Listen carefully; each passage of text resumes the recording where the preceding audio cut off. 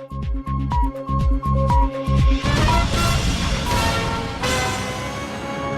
now, live at 8. අයිබෝවන් එක්වන් ඇත දැනගන්න ලංකාවේ අංක එකේ සමබර ප්‍රවෘත්ති විකාශය ලයිව් ඇට් සමගින් මම චන්දන ජයසිංහ මම ඉෂාරා සමරසිංහ අපි අදත් මුලින්ම බලමු ප්‍රධාන පුවත් සිරස්තල බස්නාහිර පළාතින් පිටවන අයට අද සිට ආඹු ඇන්ටිජන් පරීක්ෂණ 5 දෙනෙකු ආසාදිතයන් ලෙස හඳුනා ගැනේ. අදත් කොවිඩ් ආසාදිතයන් 376ක් දින 48ක බිලිඳෙකුත් මරුට. ගමට ගිය ජනපතිට ගම්මු කියූ දේ. සාබෝතල් 16ක් තිබුණා සර්. ඒක ගෙනාපු ගාම මේගොල්ලෝ පොලිසියෙන් ගිහින් අල්ලගෙන ඔකේ ඇතුළත් වෙන එකක් ප්‍රශ්නයක් තියෙනවා ඔයගොල්ලන්ට. ස්ථාන මාරු ගැටලුවකින් උණුසුම් වූ නාරහින් පිට. මේ උන්ලා මාරු කරනවා කලින් මුදලට තමයි වැඩ කරන්න ඔක්කොම. මුදල් දුන්නොත් තමයි වැඩේ කෙරෙන්නේ. ෆයිල් එක හෙට යන්නේ. නැත්නම් ෆයිල් එක ගල් ගහනවා. ව්‍යාජ සහතික ඉදිරිපත් කර කොවිඩ් පැණිය ලබා ගැනීමට ගිය 5 දෙනෙක් අත්අඩංගුවට. වට්ටෝරුව තමන්ගේ බවට විලච්චී වෙද මහතෙක් කියයි. නත්තලට එන අලුත් ගිනි කෙලි.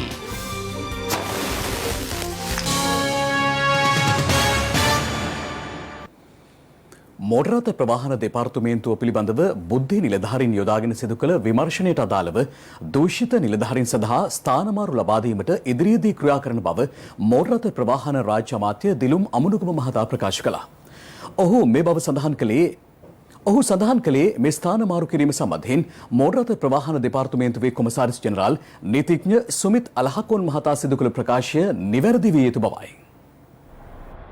මෝටර් රථ ප්‍රවාහන දෙපාර්තමේන්තුවේ සේවාවන් පිළිබඳව වසරක පමණ කාලයක් තුළදී ආරක්ෂකාංශ බුද්ධි නිලධාරීන් පුළුල් විමර්ශනයක් සිදු කර තිබෙනවා. එම විමර්ශනයට අනුව මෙම දෙපාර්තමේන්තුවේ බහුතරයක් සේවකීන් විවිධාකාර දූෂණ හා වංචා ක්‍රියාවන්ට සම්බන්ධ වී ඇති බව රාජ්‍ය අමාත්‍ය දිලුම් අමුණුගම මහතා ප්‍රකාශ කළා. මෙම නිලධාරීන්ව වාර්ෂික සානමාරුවීම් ලබා දෙන නිලධාරීන් සමග ඉදිරියේදී සානමාරු කිරීම සිදු කිරීමට පියවර ගන්නා බවයි රාජ්‍ය අමාත්‍යවරයා කියා සිටියේ. මේ වෙනකොට කවුරුත් මාරු කරලා නැහැ. අපි තාම ළඟින් මේ දෙපාර්තමේන්තුවේ සමීක්ෂණයක් කෙරුවා. මේ හරහා අපි හඳුනාගත්ත යම් පිරිසක් ඉන්නවා. තවමත් අහිංසක ජනතාවගෙන් මුදල් ගසා කරන පිරිසක් යම් තීන්දුවක් අරගෙන තියෙනවා. යම් නිලධාරීන් ප්‍රමාණයක් ස්ථානමාරු කරන්න මේ කාරණාවට අදාළ නොවන වාර්ෂික ස්ථානමාරුත් එක්ක එකතු කරලා මේක අපි කරන්නේ අයට උදව්වක් හැටියට. මොකද දූෂිත නිලධාරීන් කියලා අපි මාරු කරුවොත් ඊට පස්සේ ගිහිල්ලා ඉන්න තැනවත් ඒ නිලධාරීව කවුරුත් ගණන් ගන්නෑ.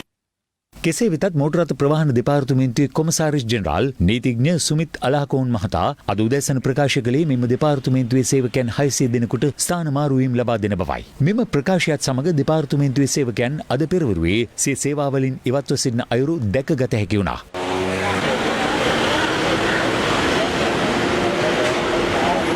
දිවයිනේ විවිධ ප්‍රදේශවලින් සේවාවන් ලබා ගැනීම සඳහා පැමිණි විශාල පිරිසකට මේ හේතුවෙන් පීඩාවට පත්ව පැය ගණනාවක් මෝටර් රථ ප්‍රවාහන දෙපාර්තමේන්තුවේ ගේට්ටු අසල රැඳී සිටීමට සිදු වුණා.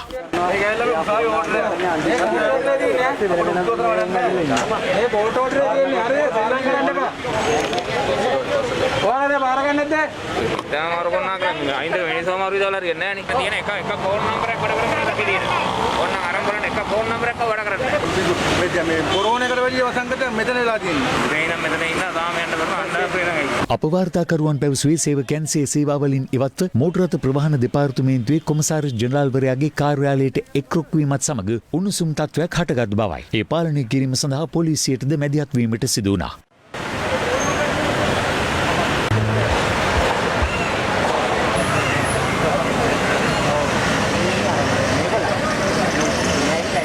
කොමසාරිස්තුමා මේක ප්‍රකාශ කරන අවස්ථාවේ මම හිතන්නේ යම් වැරද්දක් සිදු වෙලා තියෙනවා. බහුතරයක් ඉන්න නිලධාරීන් දූෂිත නිලධාරීන්. මේ අයගේ පහුගිය කාල සීමාවල කරපු සියලු විස්තර, රැස් කරපු මුදල් වල විස්තර මේ සියල්ල අපි සතුව තියෙනවා. නමුත් මේ කිසිවක් අපි හෙළි නොකර අපිට අවශ්‍ය වෙන්නේ දෙපාර්තමේන්තුව හදාගන්න. ඉතින් ඒකයි අපේ ඉලක්කය. සේවාවන් ලබා ගැනීමට පැමිණි පිරිස් මෙම දෙපාර්තමේන්තු සේවකයන්ට ස්ථානමාරුවීම් ලබා දීම සම්බන්ධයෙන් විවිධ අදහස් පළ කළා. මේ උන් මාරු කරනවා ගාලි මුදලට තමයි වැඩ කරන්නේ ඔක්කොම. වැඩ කරන්නේ නැත්නම් මාරු කරන්න ඕන තමයි. මෙතන ඇවිල්ලා මේ මුදල් මහා භාණ්ඩාගාරයේ ධනක් ඇවිල්ලා. රාජ්‍ය අමාත්‍ය දිලුම් අමනුගම මහතා කියා සිටියේ කුමන බලපෑම් එල්ලුවද දූෂිත නිලධාරීන්ට ඉදිරියේදී ස්ථාන මාරුවීම් ලබා දීමට පියවර ගන්නා බවයි. මොන උද්ඝෝෂණය කරුවත් අපිට කරන්න සිද්ධ වෙනවා. ඒක බොහොම පැහැදිලිව කියන්න ඕනේ. දූෂිත නිලධාරීන් ඉන්නවා. ඒ අය පිළිබඳවයි අපි ඉදිරියේදී කටයුතු කරන්නේ. ඒක 600ද 500ද කියලා ගාණක් නෑ. දෙපාර්තමේන්තුවේ ඉන්නෙම මගේ හිතේ 600. ඉතින් 600ම අපිට එක සැරේ මාරු කරලා දෙපාර්තමේන්තුවක් දුවන්න බෑ.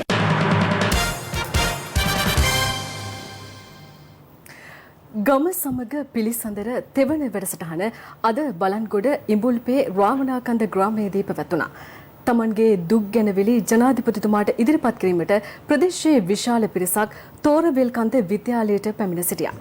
එහිදී ජනාධිපතිතුමා නිලධාරීන්ට උපදෙස් ලබා දුන්නේ සාම්ප්‍රදායික ජනජීවිතයට බාධා නොකර ඔවුන්ගේ ගැටලු විසඳා දෙන ලෙසයි.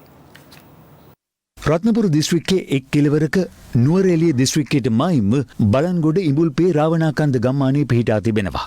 දුෂ්කර ගම්මානයක් වූ රාවණාකන්ද ජනතාව මුහුණ දෙන ගැටලු අතර ප්‍රධානතම ගැටලුව වන්නේ නිසි මාර්ග පද්ධතියක් නොමැතිවීමයි. ජනාධිපතිතුමන් තම ගැටලු විසඳීමට පැමිණෙන බව සැලවීමත් සමග රාවණාකන්දට ආසන්න කට්ටඩි කන්ද, ගල්ලෙන කන්ද සහ තෝරවේල් කන්ද ඇතුළු අවට ප්‍රදේශ ගණනාවකින් විශාල පිරිසක් තම දුක් ගැනවිලි ඉදිරිපත් කරන්න අද තෝරවේල් කන්ද විද්‍යාලයට පැමිණ සිටියා. කරුණාකරලා අපිට උපුල බාගෙන කටයුතු කරන්න පිටම් කැබලි කරලා වෙන් කරලා ඒ ස්ථානවලින් ඉවත් වෙන්න කියලා දැනට යෝජනා කරලා තියෙනවා.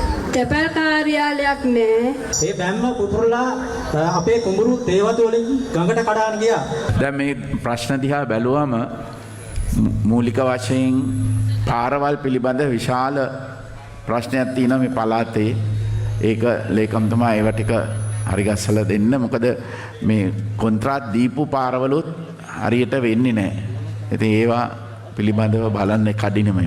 කිතුල් කර්මාන්තයේ නිරත පුද්ගලයෙක් ජනාධිපතිවරයා වෙත ඉදිරිපත් කළ ගැටලුව පිළිබඳව බොහෝ දෙනාගේ අවධානය යොමු වුණා. වනජීවීන්ගෙන් අපිට පොඩි ප්‍රශ්නයක් තියෙනවා. කිතුල් පැණි හදන්නේ. ඉස්සෙල්ලාම දවස් ටිකේ රා දාලා තිබ්බා. රා බෝතල් 16ක් තිබුණාද? ඒක ගෙනාපු ගමන්ම මේගොල්ලෝ පොලිසියෙන් ගිහින් අල්ලගෙන මට කෑන් එකක් දැම්මා. අර කපලා ගෙනාපු එක්කෙනාට එකක් දැම්මා උසාවි. ඊට පස්සේ මට 50000ක් ගැව්වා දෙන්නටම. ඉතින් මම ඒකනේ ඊට පස්සේ 50000ක් ගැව්වා ස්වාමී. අපි දෙන්නටම දාන්න නැතුව කෙනෙකුට දැම්මද කඩේ අනිත් එක්කෙනාට නෙමෙයි මටම දැම්මා කමන්නට.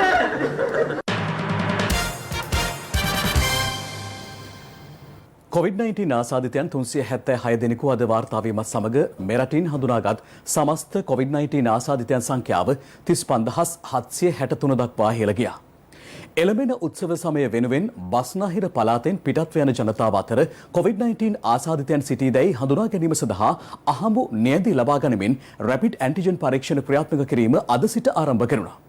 කොළඹින් පිටවන ප්‍රධාන මාර්ග 4ක් ඉලක්ක කරගනිමින් ක්‍රියාත්මක කෙරුණු රැපිඩ් ඇන්ටිජන් පරීක්ෂණ වලින් අද දිනේ පමණක් ආසාදිතයන් 5 දෙනෙකු හඳුනාගෙන තිබෙනවා. බස්නාහිර පළාතින් බැහැරට යන ජනතාව අතරින් COVID-19 ආසාදිතයන් හඳුනා ගැනීම සඳහා රැපිඩ් ඇන්ටිජන් පරීක්ෂණ අද ආරම්භ කෙරුණේ කොළඹ නුවර මාර්ගය, කොළඹ මීගමුව මාර්ගය, කොළඹ රත්නපුර මාර්ගය සහ ගාලුපාර ඉලක්ක කරගනිමින්. සෞඛ්‍ය අමාත්‍යාංශය පැවසුවේ උත්සව සමයේ සංචාරක මගින් COVID-19 වෛරසය බස්නාහිර පළාතෙන් පිට ප්‍රදේශවලට යෑමේ අවදානම අවම කිරීම සඳහා මෙම වැඩපිළිවෙල ක්‍රියාත්මක කරන බවයි. අහඹු ලෙස අපි පරීක්ෂා කළා. එහෙම යන කවුරු හරි තිබ්බොත් අපි ඒගොල්ලන් හඳුනා ගැනීම තමයි මේකෙන් කරන්න බලාපොරොත්තු වෙන්නේ. ඉතින් ඒ නිසා අපි බස් රථාත් ඒ වගේම අනිකුත් සියලුම වාහන අහඹු ලෙස මේ පරීක්ෂාවට භාජනය කරන්න තමයි සූදානම් වෙන්නේ. ඒ අනුව පොලිසියද සහාය ඇතිව සෞඛ්‍ය අමාත්‍යාංශය මගින් කොස්ගමදී අහඹු ලෙස තෝරාගත් පුද්ගලයන් රැපිඩ් ඇන්ටිජන් පරීක්ෂාවට ලක් කළේ මෙලෙසින්. මෙහිදී එක් පුද්ගලයෙකු COVID-19 ආසාදිතයෙකු ලෙස හඳුනා ගැනුණා. කොළඹ මීගමුව මාර්ගය හරහා ගමන් කරන මගින්ද මෙලෙස රැපිඩ් ඇන්ටිජන් පරීක්ෂාවට ලක් කෙරුණේ කොච්චිකඩි ප්‍රදේශයේදී. කොළඹ නුවර මාර්ගයේ මීරිගම දංගෝවිට ප්‍රදේශයේදීද අහඹු රැපිඩ් ඇන්ටිජන් පරීක්ෂාවක් සිදු කෙරුණා. එහිදී පුද්ගලයන් 141 දෙනෙකු පරීක්ෂාවට ලක් කළ බවයි සෞඛ්‍ය අංශය පැවසුවේ. ඉන් එක් අයෙකු COVID-19 ආසාදිතයෙකු ලෙස හඳුනා ගැනුණා. උත්සව සමයේ කොළඹ සිට ගම්මින් බලා යන ජනතාව ඉලක්ක කරගනිමින් මෙම වැඩපිළිවෙල ඉදිරි දින කිහිපයේදීත් ක්‍රියාත්මක කරන බවයි සෞඛ්‍ය අමාත්‍යාංශය පැවසුවේ. අත්‍යවශ්‍යම හේතුවකට හැර බස්නාහිර පළාතෙන් බැහැරට සංචාරණය සීමා කරන ලෙසයි සෞඛ්‍යංශ ජනතාවගෙන් ඉල්ලා සිටින්නේ. බස්නාහිර පළාත් සභාවෙන් පිටත් වෙන බස් රථ සංඛ්‍යාව 1000ක් පමණ වෙනවා. එතකොට මේ එක් බස් රථයක අවම සංඛ්‍යාව 25ක්වත් ප්‍රවාහනය වෙනවා නම් දිනකට 25000ක වගේ ප්‍රමාණයක් බස්නාහිර පළාත් සභාවෙන් පිටතට ගමන් කරනවා. අද දවසේ පරීක්ෂණ මගින් එක රෝගියෙක් අපි හඳුනා ගන්නවා කියන්නේ 2500ක් හෝ 5000ක වගේ ප්‍රමාණයක් රෝගීන් සංචරණය වෙනවායි කියන එක. ඉතින් ක්ෂණික ප්‍රතිදේහ ජනක පරීක්ෂණ මගින් මේ අහඹු පරීක්ෂණ කිරීමේදී අපිට 150ක් ආසාදිතයන් මගහැරීමට තියෙන අවස්ථාව වැඩි. යම් ආකාරයකට කෙනෙක්ව පොසිටිව් වුණොත් ඒ අයව තවදුරටත් එම ප්‍රවාහන මාර්ගය හරහා යෑමට අවසර දීමට පුළුවන්කමකුත් නැහැ. ඒ වගේම තමයි ඒ අයට තමන්ගේ ගම් පළාත් වලට හෝ යන ස්ථානයට යෑමට ඉඩ දීමත් සාධාරණ නැහැ. ඒ අයව අදාළ ප්‍රතිකාර මධ්‍යස්ථානයකට යැවීම සඳහා අවශ්‍ය ප්‍රවාහන පහසුකම් පරීක්ෂණ කිරීමට ගන්නා ස්ථානවල ස්ථානගත කිරීමට අපි කටයුතු කරනවා. මේ අතර අද දිනේ බස්නාහිර පළාතෙන් පිටවන පුද්ගලයන් ඉලක්ක කරගනිමින් රැපිඩ් ඇන්ටිජන් පරීක්ෂණ 451ක් සිදු කර ඇති බව යුද හමුදාපති ලුතිනන්ට් ජෙනරල් ශවේන්ද්‍ර සිල්වා මහතා පැවසුවා. ඔහු සඳහන් කළේ ඉන් 5 දෙනෙකු ආසාදිතයන් ලෙස හඳුනාගෙන ඇති බවයි. ඒ අනුව බස්නාහිර පළාතෙන් පිටතට යන පුද්ගලයන්ගෙන් අවම වශයෙන් රැපිඩ් ඇන්ටිජන් පරීක්ෂණයකටවත් පිණිස සිටින ලෙස යුද හමුදාපතිවරයා ඉල්ලා සිටිනවා. මේ අවස්ථාවේදී බොහෝ අයවලුන්ගේ ප්‍රශ්නයක් තිබෙන්නේ එළඹෙන සතිය රට තුල සීමාවන් පනවනවද නිරෝධායන ඇදිරි නීතිය යොදනවද යන්න මේ අපි කතා කරන මොහොත දක්වා නිරෝධායන ඇදිරි නීතිය යෙදවීමටවත් සංචාරණ සීමා පැනවීමටත් බලාපොරොත්තුවක් නැහැ. විශේෂයෙන්ම බස්නාහිර පළාතේ බහුතරයක් කොවිඩ් ආසාදිතයන් හමුවන ප්‍රදේශය හැටියට සැලකද්දී බස්නාහිර පළාතෙන් පිටතට යාම අවමව තිබෙයි කියලා අපි බලාපොරොත්තු වෙනවා. පසුගිය දින කිහිපය තුළම මිරටින් වාර්තා වූ COVID-19 ආසාදිතයන්ගෙන් වැඩිම සංඛ්‍යාවක් වාර්තා වී තිබුණේ බස්නාහිර පළාතෙන් වන අතර ඉන් වැඩිම සංඛ්‍යාවක්ද වාර්තා වී තිබුණේ කොළඹ දිස්ත්‍රික්කයෙන්. ඒ අනුව ඊයේ වාර්තා වූ COVID-19 ආසාදිතයන් 650 දෙනාගෙන්ද වැඩිම ආසාදිතයන් පිරිස වන ආසාදිතයන් 242 දෙනෙකු වාර්තා වුණේ කොළඹ දිස්ත්‍රික්කයෙන්. මේ අතර COVID-19 ආසාදිත දින 48ක් වයසැති කුඩා බිලිඳෙක් කොළඹ රිජ්වේ ආර්යා ළමා රෝහලේදී මිය ගොස් තිබෙනවා. එම රෝහල් අධ්‍යක්ෂ වෛද්‍ය ජී විජේසූරිය මහතා පැවසුවේ බිලිඳාගේ පෙනහළුවල තිබූ වායු බුබුලු පිපිරීමක් මරණයට හේතු වී ඇති බවයි. රත්නපුර නගර සභා බල ප්‍රදේශය තුළ COVID-19 ආසාදිතයන් 16 දෙනෙකු ඊයේ වාර්තා වුණා. සෞඛ්‍යංශ පැවසුවේ ඒ අතර කැටන්දොල ප්‍රදේශයේ එකම පවුලේ 8 දෙනෙකුද වන බවයි. ඊට අමතරව රත්නපුර මිහිඳුගම ප්‍රදේශයේ පුද්ගලයන් 7 දෙනෙකු සහ ජලාශය පාර ප්‍රදේශයේ පුද්ගලයෙකුද COVID-19 ආසාදිතයින් ලෙස හඳුනාගෙන තිබෙනවා. මේ අතර රත්නපුර මහජන පොලේ අහඹු PCR පරීක්ෂණ කිහිපයක්ම කරනු අතර ඉන් එක් අයෙකු ආසාදිතයෙකු බවට අද වාර්තා වී තිබෙනවා. ඒ අනුව රත්නපුර මහජන පොල තාවකාලිකව වසා දැමීමටයි සබරගමු පළාත් ආණ්ඩුකාරවරයා රත්නපුර නගරාධිපතිවරයා පොලිසිය සහ සෞඛ්‍යංශ සමග පැවති සාකච්ඡාවකින් අනතුරුව පියවරගෙන ඇත්තේ. මීට අමතරව රත්නපුර නගරයේ පාසල් 2ක් සහ ගොඩිගමුව ප්‍රදේශයේ පාසලක්ද තාවකාලිකව වසා දැමීමට පියවරගෙන තිබෙනවා. COVID-19 ආසාදිතයන් 14 දෙනෙකු වාර්තා වීමත් සමග ගාල්ල කටුගොඩ ප්‍රදේශයට ඊයේ රාත්‍රියේ සංචාරණ සීමා පනවා තිබෙනවා. මේ අතර ගාල්ල කරාපිටිය පිළිකා වාට්ටුවෙන්ද COVID-19 ආසාදිතයන් 9 දෙනෙකු හඳුනාගෙන ඇති බවයි සෞඛ්‍යංශ පැවසුවේ. වවුනියාවේ පැවති විවෘත කිරීමේ උත්සවයකට සහභාගී වූ අධිනීතිඥවරයෙකුට COVID-19 ආසාදිත බවට හඳුනා ගැනීමත් සමග එම නීතිඥවරයා වෛද්‍ය ප්‍රතිකාර ගැනීමට ගොස් තිබූ පෞද්ගලික වෛද්‍ය මධ්‍යස්ථානයක් තාවකාලිකව වසා දැමුණා. මේ අතර එම උත්සවයට සහභාගී වූ නීතිපතිවරයා ඇතුළු නිලධාරීන්ද PCR පරීක්ෂණවලට ලක් කර තිබෙනවා. නීතිපති සම්බන්ධීකරණ නිලධාරිණී නිශාරා ජයරත්න මිනවිය පැවසුවේ එම PCR පරීක්ෂණ ප්‍රතිඵලවලට අනුව නීතිපතිවරයා ඇතුළු නිලධාරීන්ට COVID-19 ආසාදනය වී නොමැති බව තහවුරු වී ඇති බවයි. COVID-19 ආසාදිතයන් 708 දෙනෙකු අද පූර්ණ සුවය ලබා රෝහල් වලින් පිටත්ව ගියා. ඒ අනුව මේ වන විට සුවය ලබා ඇති සමස්ත ආසාදිතයන් සංඛ්‍යාව 27061ක්. නිරෝධායන උපදෙස් නොතකා පාසල් ළමුන් ප්‍රවාහනය කරන බවට ලැබුණු තොරතුරක් අනුව හැටන් දික්කොය නගර සභාවේ මහජන සෞඛ්‍ය පරීක්ෂකවරුන් අද වැටලීමක් කළා. ඒ අනුව එලෙස ළමුන් ප්‍රවාහනය කළ බස් රථ පරීක්ෂා කළේ මෙලෙසින්. සෞඛ්‍යංශ පැවසුවේ මෙම බස් රථ රියදුරන්ට සහ රේ සහායකයන්ට එරෙහිව නීති මගින් කටයුතු කරන බවයි. COVID-19 පැතිර යාමත් සමග වසා දැමුණු ගුවන්තොටුපළ සංචාරකයන් සඳහා ලබන 26 වෙනිදා යලි විවෘත කිරීමට රජයේ අවධානය යොමු තිබෙනවා. නැවත සංචාරක ව්‍යාපාරය ආරම්භ කරන්න කටයුතු කරන අපි බලාපොරොත්තු වෙනවා මේ මාසේ 26 වෙනිදා ඉඳන් ගුවන්තොටුපළවල් සංචාරකයන්ට විවෘත කරලා චාර්ටර් ෆ්ලයිට්ස් ටිකක් දාලා සති දෙකක් තුනක් ඕනම කෙනෙකුට ගේන්න හදලා ඒ අයත් එක්ක මේක වැඩ පිළිවෙල ආරම්භ කරන්න සෞඛ්‍යංශයත් එක්ක හා සංචාරක අමාත්‍යාංශයත් අධිකාරියත් එක්ක වෙලා කමිටුවක් දාලා ඒක වෙන අඩුපාඩුත් බලලා ඒවා නිවැරදි කරගෙන සෞඛ්‍ය හිතකාමීව මේ සංචාරක ව්‍යාපාරය විවෘත කරන්න තමයි අපි බලාපොරොත්තු මේ අතර COVID-19 හේතුවෙන් සංචාරක කර්මාන්තයේ පසුබෑමට ලක් වැති හේයින් තමන්ට යම් සහනයක් ලබා දෙන ලෙස අන්තර් සේවක සංගමේ හෝටල් සේවක මධ්‍යස්ථානයේ ඉල්ලීමක් කරනවා. අද දවස වන විට ඊටාම ඛේදජනක විදිහට හෝටල් ශේෂ්ත්‍රයේ සේවය කරන අපේ සහෝදර සහෝදරියන්ගේ ආර්ථිකය බරපතල විදිහට කඩා වැටෙමින් පවතිනවා. ඒක නිසා අපි ඉල්ලා සිටිනවා වහාම ආණ්ඩුව මැදිහත් වෙන්න ඕනේ මේ කඩා වැටෙන සේවකයාගේ ජීවිතයට යම් සහනයක් ලබා දෙන්න.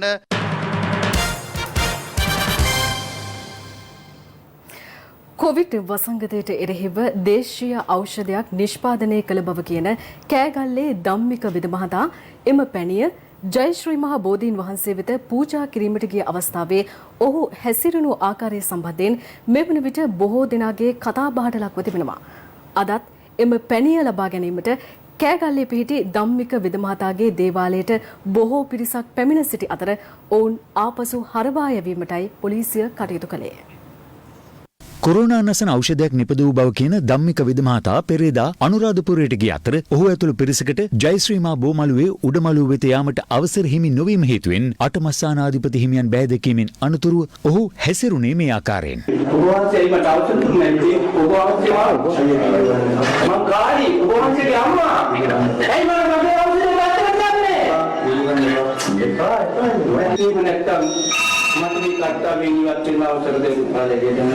මේ අතර අද අලුයම් කාලයේ සිට කොවිඩ් නසන බව කියන පැණිය ලබා ගැනීමට බොහෝ පිරිසක් කෑගල්ල උඩුමාගම දේවාලයට පැමිණ සිටියා. එහෙම කිව්වාදී දෙන්න නැගවට දෙන්න නැත්නම් ඉතින් මොකද ගන්න ගන්නකොද අපිට? ඉතින් ඔයාලා අපි මගේ ගාව මෙහෙදී යන දිනේ සරලක්කර කෑ ගස්සවන්න. ඒක තමයි කියන්නේ දැන් අපිට හරින් කතා කරලා මහ ජනතාව ඉන්න මෙතන ඉන්නවා මේ මහ ජනතාව ආපහු හරවලා යවන්න කියලා. දැන් බලන්න අපි උදේ පාන්දර ඇවිල්ලා ආව ගාව. දැන් ඇවිල්ලා එක සෙනෙක් ඇවිල්ලා යනකොට මම සොරේ දුන්නා කියලා අරන්. ඒ බොරුනේ කියන්නේ. නේද? අපිට කඩු දෙයක් නෑනේ. මේ අම්මලා තාත්තලා ඔක්කොම වාඩිලා පාර මිනිස්සුනේ ගරු ජනාධිපතිතුමනි ඔබ මේක ස්ථිර කරලා මේ මිනිස්සු ටික ගොඩ දාන්න. කෙසේ වෙතත් එලෙස පැමිණි පුද්ගලයන් 5 දෙනෙකු වරකපොළ පොලිසිය විසින් අත්අඩංගුවට ගෙන තිබෙනවා. ඊට හේතු වී ඇත්තේ ඔවුන් සතුව තිබී ව්‍යාජ නිරෝධායන සහතිකපත් සොයා ගැනීමයි.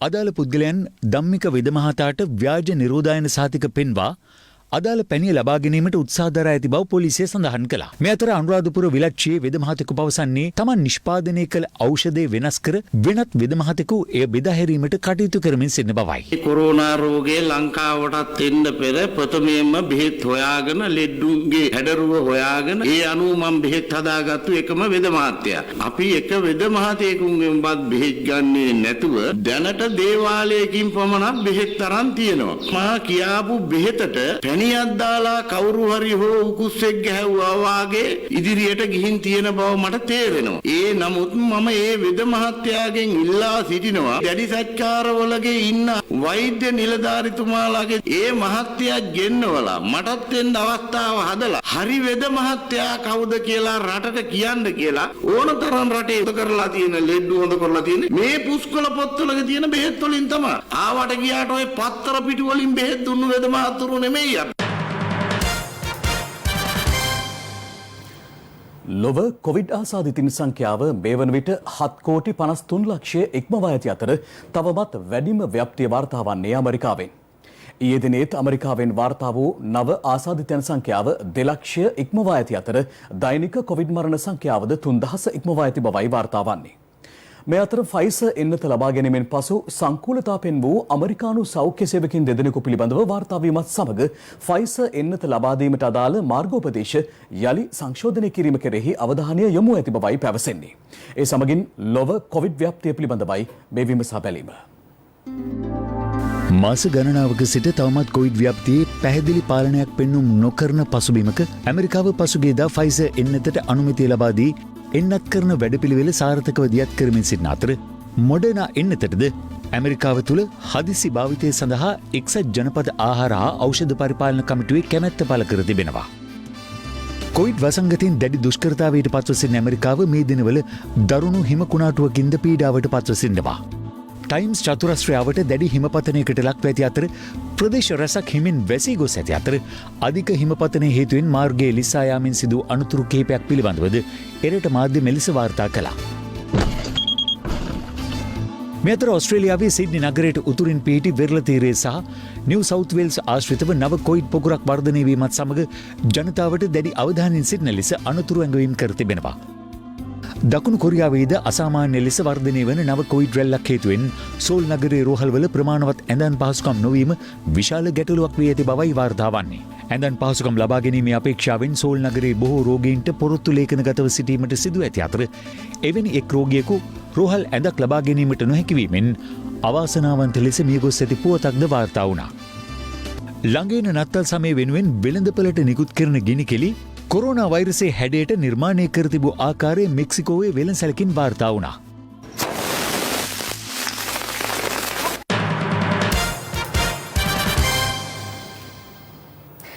MCC ගිවිසුම පිළිබඳව හා වරායේ නැගෙනහිර පර්යන්තය සම්බන්ධයෙන් පක්ෂ විපක්ෂ දේශපාලනඥයින් පළ කළ අදහස් කිහිපයක් දැන්. එදා MCC ගිවිසුම අපි අමාරුවෙන් නැවැත්තුවා. පහුගිය කාලේ අපිට කිව්වා පුළුවන් නම් ඉරලා දාන්න කියලා. ගිවිසුමක් ඉරන්න ඕනේ නැහැ. ගිවිසුම අපි අත්සන් කරන්න නැහැ කිව්වම ඇති.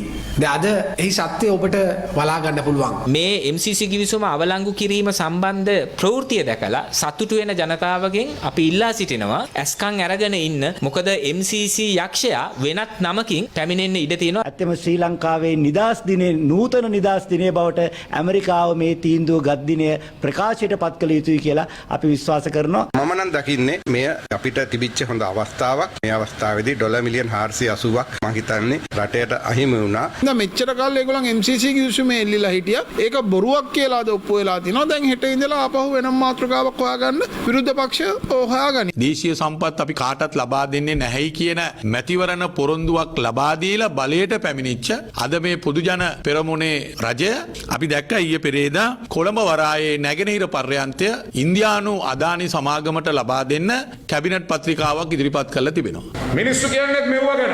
ගමේ පාර කාපට් වෙනවා, ගමට වතුර ටික එනවා, ගමේ කොල්ලට කෙල්ලට රස්සාව හම්බ වෙනවා. මේව ගැන අපේ අය කතා කරන්නේත් නැහැ. මේ බැරෑරුම්කම දැන් වෙනකොට ඉතාමත්ම පැහැදිලිව ඉදිරිය පේනවා. ඒ පැහැදිලිවම පේන ඉදිරිය තමයි ලංකාවට විදේශ ණය ගෙවා ගැනීමේ හැකියාව දිනෙන් දින ගිලිහෙමින් යනවා.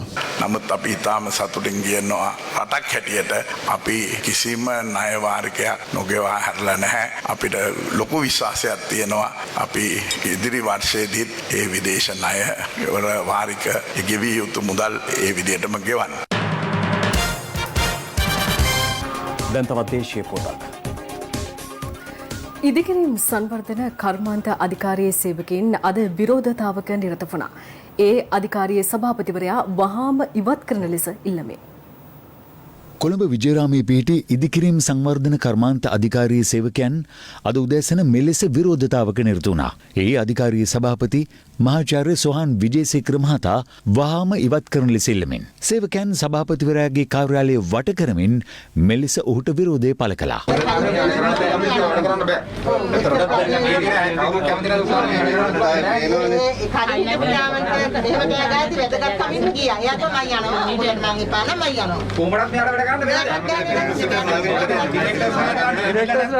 සේවකයෝ නැත්තම් කොහොමද වැඩ කරන්නේ? බෑ කොහොමද? එහෙම වැඩ කරන්නේ.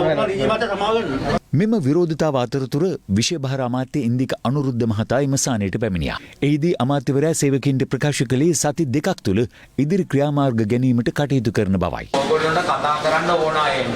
එහෙම නැත්නම් ඊට වඩා 10 දෙනාට වඩා ඉන්නවනම් කතා කරන්න ඕනයි කී දෙනාද කියලා අපිට කියලා ඒ කට්ටියෙන්ට කතා කරන්න. එතකොට මේ සභාපතිතුමාගෙන් මට සිද්ධියක වෙච්ච දෙයක් ගැන මම කතා කරනවා. අද අපේ ඉච්ඡානිච්ච කෑ ගහලා අභිඥානේ එයාගේ තනතුරේ ගෞරවය රකින්න තිබුණා. එයාට ඇතුළට අඳ ගහලා බැන්නලා කොච්චර බැන්නත් කමක් නැත. ඩිවිෂන් එක මැද්දට ඇවිල්ලා බැන්නාම අපි ඔක්කොම ඉස්සරහා එයාට කොහොමද අපි පාලනය කරන්නේ? අයින්නකෝ ඔයාගේ කතාවට මම උත්තරයක් දෙන්නම්.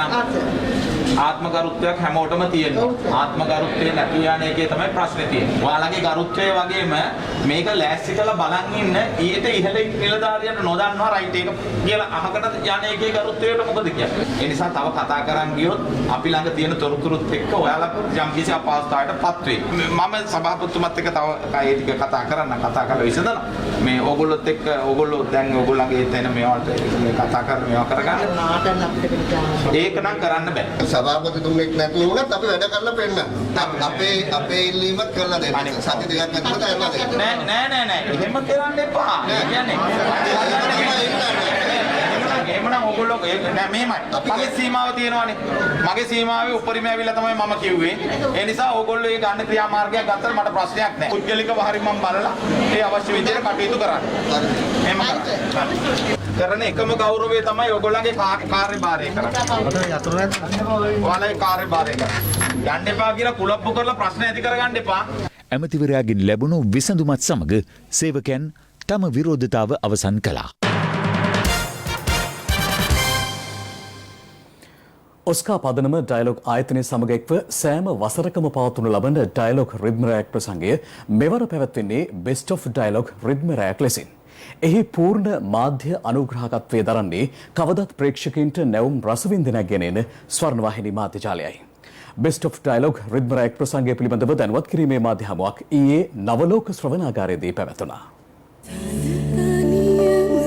ගීතයේ නැවුම් රසය සිය ප්‍රේක්ෂකයින්ට අත්විඳීමට අවස්ථාව සලසා දෙමින් ගායනයේ මුසු වූ ප්‍රාසංගිකත්වය ඔස්සේ ප්‍රේක්ෂකයින් වෙත නවතම සජීව අත්දැකීමක් ලබා දෙමින් සංවිධානය වූ ඩයලොග් රිද්ම රැයක් ප්‍රසංගය මෙරට සුවිශේෂී අනන්‍යතාවයක් හිමිකරගත් වැඩසටහනක්.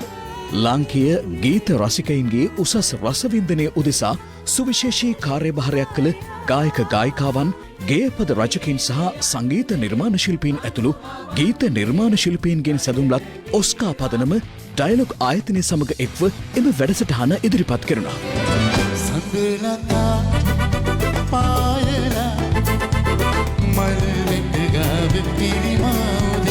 පවතින COVID-19 තත්ත්වය යටතේ වුවද ඩයලොග් ආයතනයේ අනුග්‍රහයෙන් පවත්වනු ලබන ඩයලොග් රිද්ම රැයක් ප්‍රසංගය බෙස්ට් ඔෆ් ඩයලොග් රිද්ම රැයක් නමින් නිර්මාණශීලී නවමු අංගයන් සමගින් ඔබ වෙත ගෙන ඒමට දැන් සියලු කටයුතු සූදානම් කර අවසන්.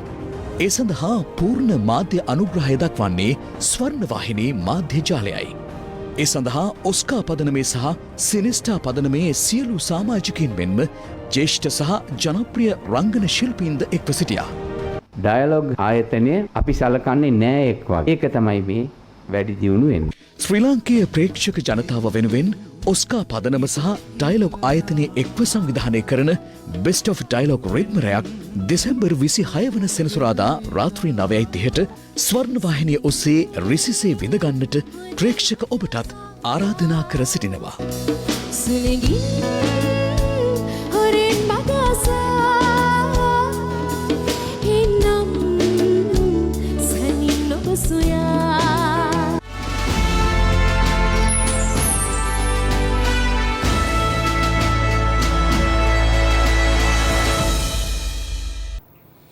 දැන් තවත් දේශීය පොතක්.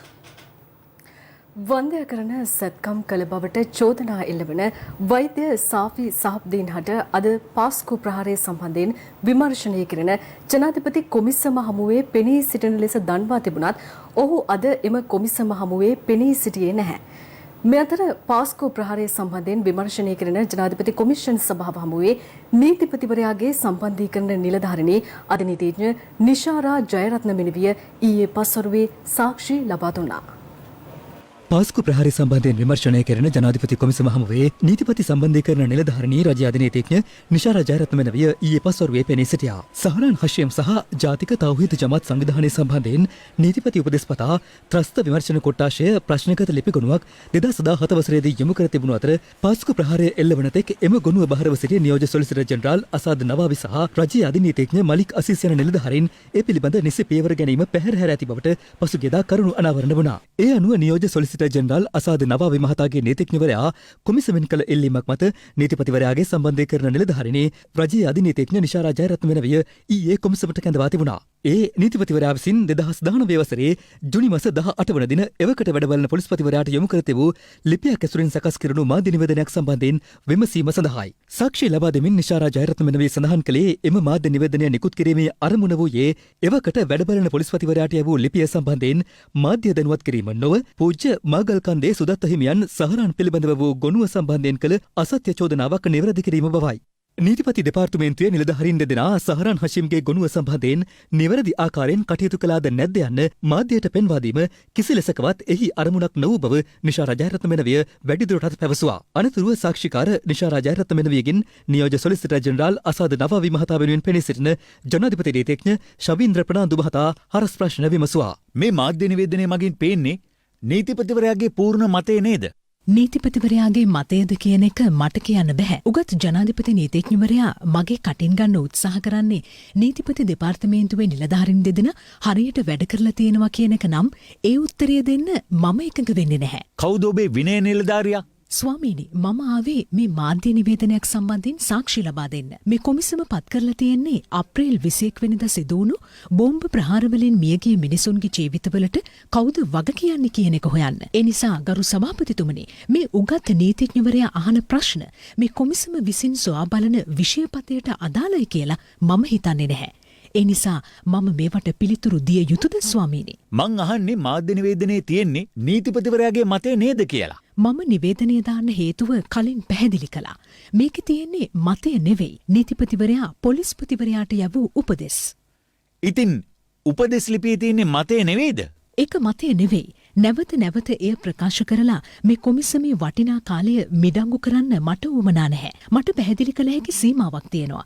මේ රටේ වැදගත්ම නීති නිලධාරියා සකස් කළ ලිපියක් එතුමගේ හෝ වෙනත් ජ්‍යෙෂ්ඨ නිලධාරීන්ගේ මතය මට ප්‍රකාශ කරන්න බෑ. ගරු සභාපතිතුමනි, ඔය කියපු විදියට නිලධාරීන් අපහසුවට පත් කරන්න මට උවමනාවක් නැහැ. මේ මගේ දෙපාර්තමේන්තුවේම නිලධාරීන්. ඒ අනුව වැඩිදුරටත් සාක්ෂි විමසීම එළඹෙන සඳුදාට කල් තැබුණා. මේ අතර ජනාධිපති ඝාතන කුමන්ත්‍රණයක කරුණු හෙළි කළ නාමල් කුමාර නැමැත්තා අද ජනාධිපති කොමිසම හමුවට කැඳවා තිබූ අතර කෙසේ වෙතත් එම සාක්ෂි විමසීම මාධ්‍යයට විවෘත වූයේ නැහැ. අපේ ජනබල පක්ෂයට හිමි වූ ජාතික ලැයිස්තු මන්ත්‍රී ධුරයට පූජ්‍ය අතුරුලියේ රතන හිමියන් පත් කර තිබෙනවා. අතිවිශේෂ ගැසට් නිවේදනයක් මගින් පූජ්‍ය අතුරුලියේ රතන හිමියන්ගේ නම ප්‍රකාශයට පත් කර ඇති බවයි මැතිවරණ කොමිසම පැවසුවේ. දැන් රටවටින් අටට. රටවටින් අටට. අග්‍රාමාත්‍ය මහින්ද රාජපක්ෂ මහතා සහ කොළඹ රාදගුරු දුෂාන්ත රොද්රිගෝ හිමිපාණන් අතර හමුවක් කොළඹ රාදගුරු කාර්යාලයේදී පැවැත්වුණා. නිසි සෞඛ්‍ය මාර්ගෝපදේශ පිළිපදමින් නත්තල් උත්සවයේ සැමරීම පිළිබඳව මෙහිදී විශේෂ අවධානය යොමු තිබෙනවා. රටේ ජනතාවට නිරෝගී සුවය පතා පුරා දින 14ක කාලයක් ජනතා ආශිර්වාදයට පාත්‍ර වෙමින් ශ්‍රී පාදස්ථානයට වැඩම කරවන ඖෂධ මංජුසාව අද මාදිවෙල ශ්‍රී සංඝබෝධි විහාරස්ථානයේ බෙල්ලන්විල රජමහා විහාරස්ථානය හා කළුතර බෝසමිඳුන් වෙත ළඟා වුණා. මෙම සුවධර්මී මුනිසිරිපා වන්දනා වැඩසටහන සඳහා බැතිබර මාධ්‍ය අනුග්‍රහකත්වය ලබා දෙන්නේ ස්වර්ණ වාහිනියයි. අධිකරණයට අපහාස කිරීමේ චෝදනාව මත පාර්ලිමේන්තු මන්ත්‍රී රංජන් රාමනායක මහතාට එරෙහිව නීතිපතිවරයා පවරා ඇති නඩුවට අදාළ වැඩිදුර කරුණු පැහැදිලි කිරීම සඳහා ජනවාරි 12 වෙනිදා නඩුව යලි කැඳවීමට ශ්‍රේෂ්ඨාධිකරණය අද නියෝග කළා. මෙම නඩුවට සහභාගී වීම සඳහා පැමිණි රංජන් රාමනායක මන්ත්‍රීවරයාට අධිකරණ සංකීර්ණයට ඇතුළු වීමට අවස්ථාව හිමි වූයේ නැහැ. මන්ත්‍රී කෙනෙක්ටත් යන්න බෑ. මොකද අතා මුදලින් නඩත්තු වෙන ආය නඩුවක් දාන්න ඕකට. ඒ සමගින් අදට අප සමුගන්නවා. ලයිව් 88 SMS සේවාව තිරේ දිස්වන ආකාරයට ඔබට සක්‍රිය කරගත හැකි. උණුසුම් පුවත් දැනගැනීම සඳහා www.live@8.lk වෙබ් අඩවියට පිවිසන්න. සුබ රාත්‍රියක්.